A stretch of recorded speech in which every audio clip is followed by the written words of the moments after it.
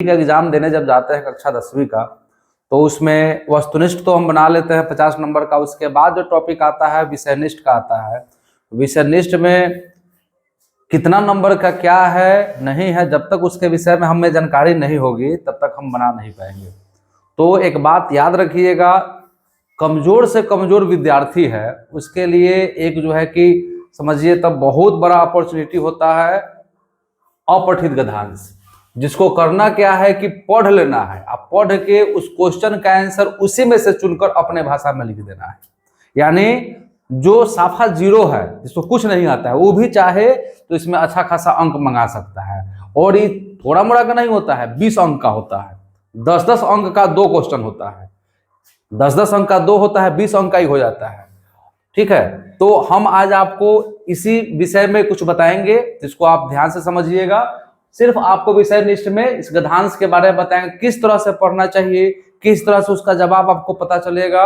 ये जो है बिहार बोर्ड द्वारा निकाला गया मॉडल पेपर का एक अंश है विषय निष्ठ प्रश्न का, जिसको आप समझेंगे।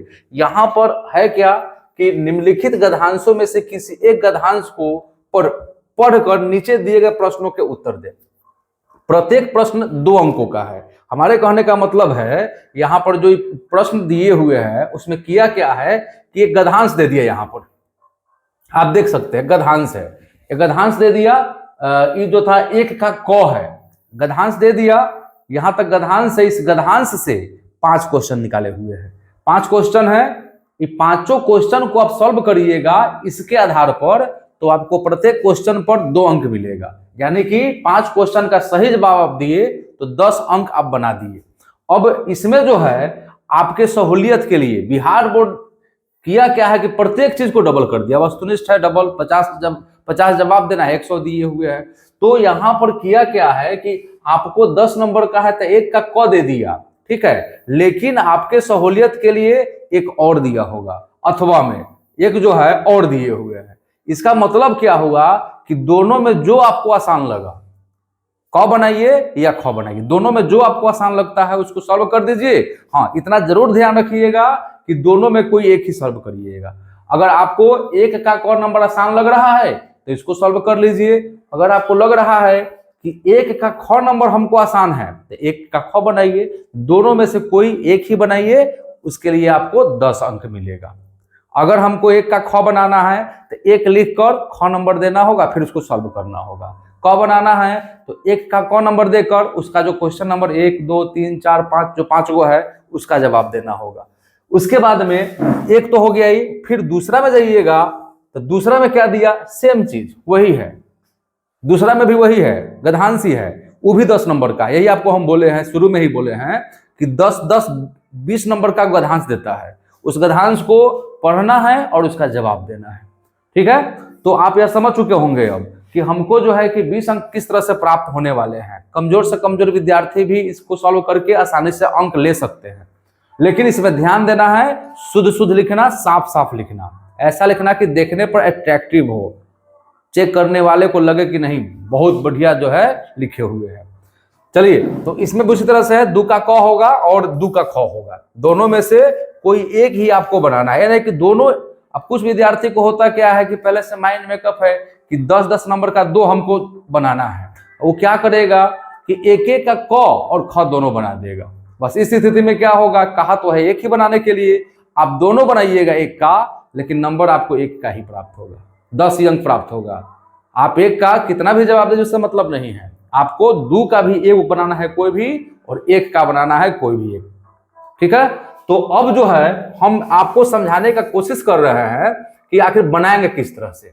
जैसे कि यहाँ पर एक गद्यांश है, इस गद्यांश को पढ़ना है और पढ़कर जवाब देना है। पहले हम क्वेश्चन की ओर चलते हैं। यहाँ पर कहा कि गोस्वामी तुलसीदास के पिता और माता का नाम क्या था। गोस्वामी तुलसीदास के पिता का और माता का नाम क्या था। अब इसका जवाब जो है इस गद्यांश में जरूर होगा, इसका जवाब इसमें होगा। देखिएगा, गोस्वामी तुलसीदास के पिता का नाम आत्माराम दुबे और माता का नाम हुलसी था। अब इसमें करना क्या है, पूरा का पूरा एक पैराग्राफ में यहाँ पर जो है कि एक सेंटेंस में पूरा दे दिए हुए हैं। क्वेश्चन वहां से पढ़े और यहाँ से सीधा यहाँ से क्या करेंगे, यहाँ तक हम नोट कर लेंगे, तो हम शुद्ध हर्ष ऊ तो हर्ष ऊ, स्व में दीर्घ ई तो दीर्घ ई, कॉपर एकले, मतलब इसमें अशुद्धि आपको करना ही नहीं है। सीधा लिखेंगे गोस्वामी तुलसीदास के पिता का नाम आत्माराम दुबे और माता का नाम हुलसी था, हो गया। करना क्या है इसमें, ठीक है। दूसरा क्वेश्चन की ओर चलते हैं हम। सेकंड क्वेश्चन इसका देखते हैं हम। कहा कि गोस्वामी तुलसीदास का विवाह किससे हुआ था, इसका भी जवाब वहां पे होगा। गोस्वामी तुलसीदास का विवाह किससे हुआ था, तो इनका विवाह दीनबंधु पाठक की कन्या रत्नावली से हुआ था। तब इनका जो है यहाँ पर गोस्वामी तुलसीदास के लिए प्रयोग किया है, लेकिन यहाँ पर इस चीज को आप अपने भाषा में कर देंगे कि गोस्वामी तुलसीदास का विवाह दीनबंधु पाठक की कन्या रत्नावली से हुआ था। बढ़िया लग रहा है, मतलब हूबहू उतारने के सवाल नहीं, थोड़ा अपने भी सेंस का प्रयोग करना है ताकि अच्छा लगे देखने में। चलिए तीसरा क्वेश्चन देखते हैं इसका हम। तीसरा क्वेश्चन है तुलसीदास द्वारा रचित कुछ ग्रंथों के नाम बताइए। तुलसीदास द्वारा लिखा गया कुछ ग्रंथ के नाम बताइए, तो ये भी होगा इसमें कहीं ना कहीं। तुलसीदास द्वारा लिखा गया कुछ ग्रंथ का नाम जो है, देखिए तुलसीदास द्वारा रचित 12 ग्रंथ प्रामाणिक माने गए हैं, जिसमें से दोहावली, कवितावली, गीतावली, रामचरितमानस, रामाज्ञा प्रश्न, विनय पत्रिका, राम ललान छू, पार्वती मंगल, जानकी मंगल, वरैव रामायण, वैराग्य संदीपनी और श्री कृष्ण गीतावली, ये सब दिए हुए हैं। कुछ का नाम आपसे पूछा है, तो कुछ का नाम पूछा है तो यहाँ से आप क्या कर सकते हैं, लिख सकते हैं कोई भी इसमें जो है लिख सकते हैं। क्वेश्चन के हिसाब से हम तुलसीदास द्वारा रचित कुछ ग्रंथों के नाम इस प्रकार है, पॉइंट बनाकर। अब इसमें से लिख लेंगे, प्रसिद्ध में लिख लीजिए, रामचरितमानस लिख सकते हैं आप, श्री कृष्ण गीतावली लिख सकते हैं, कवितावली लिख सकते हैं, दोहावली लिख सकते हैं, माने कुछ 2 4 5 अपना से आप लिख सकते हैं। उसके बाद अगला क्वेश्चन की ओर चलते हैं। किन दृष्टियों से गोस्वामी जी अद्वितीय हैं? किन दृष्टियों से, कुछ कारण है ना भाई जिसके कारण अद्वितीय है, तो किन कारण अद्वितीय है देखिएगा। तो हम देखते हैं प्रबंध, सशस्त्र चरित्र चित्रण, प्रकृति वर्णन, अलंकार विधान, भाषा और छंद प्रयोग की दृष्टि से गोस्वामी जी अद्वितीय है। सीधा सा हो गया, यहां से आपको दिखाई दे रहा है, यहां से लेकर और यहां तक आपका आ गया। इसमें 2-2 नंबर का आप 4 क्वेश्चन सॉल्व कर लिया, 8 नंबर आ गया। अब यहां पर देखें हम, तुलसीदास की काव्य भाषा क्या है, ये भी होगा। तो तुलसीदास ने ब्रज भाषा और अवधी दोनों भाषाओं में लिखा है। तो तुलसीदास की काव्य भाषा ब्रज भाषा और अवधी। तुलसीदास की काव्य भाषा क्या है, तो ब्रज भाषा और अवधी है। तो जिस तरह से इसको आप समझे, इसी तरह से आप जो है किसी भी गद्यांश को पढ़कर और उसका जवाब आप दे सकते हैं, ठीक है। और ये बहुत बड़ा अपॉर्चुनिटी विद्यार्थियों के लिए है कि आसानी से इसको बना सकते हैं, कहीं कुछ करने की जरूरत नहीं है।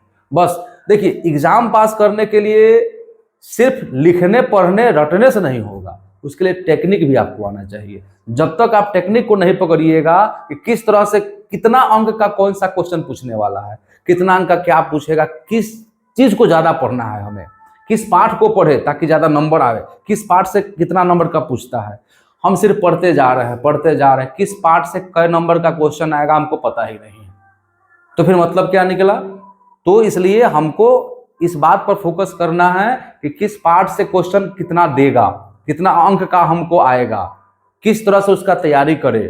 अब पता चले कि जो पूछने वाला है उसको हम सही से तैयारी नहीं करें और जो नहीं पूछने वाला है उस पर हम भिड़े हुए हैं। तो इस सब बात पर ध्यान दीजिए। एग्जाम का समय बहुत कम बचा हुआ है।